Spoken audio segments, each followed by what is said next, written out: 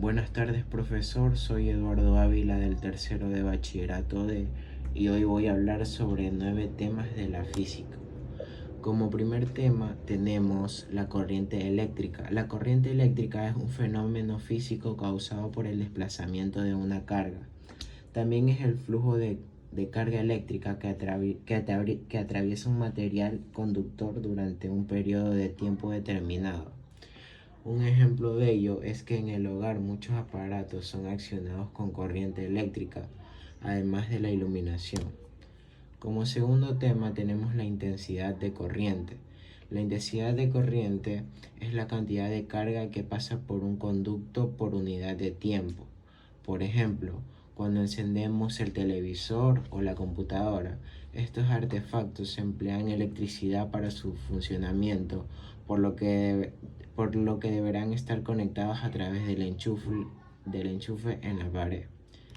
Como tercer tema tenemos fuente de voltaje.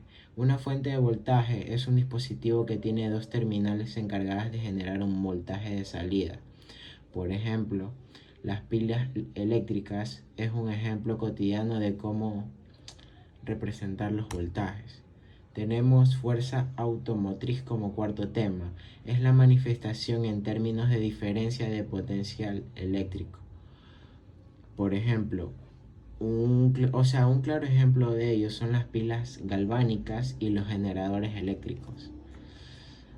En quinto tema tenemos generadores eléctricos. Un generador eléctrico es una máquina rotativa que transforma energía mecánica en energía eléctrica. Existen 4 tipos de generadores. Generadores mecánicos recurren a la energía mecánica para colocar el generador en funcionamiento. Generadores solares, generadores térmicos y generadores químicos. Como sexto tema tenemos circuitos eléctricos. Un circuito eléctrico es el conjunto de elementos eléctricos conectados entre sí que permiten generar, transportar y utilizar la energía con la finalidad de transformarla en otro tipo de energía, como por ejemplo energía calorífica, energía lumínica. Como séptimo tema tenemos la resistencia eléctrica. La resistencia eléctrica es una medida de la oposición del flujo de corriente en un circuito eléctrico. La resistencia se mide en ohmios, que se simboliza con la letra griega omega, magnitud que se utiliza para medir la oposición del flujo de la corriente eléctrica en un conducto o componente eléctrico. Como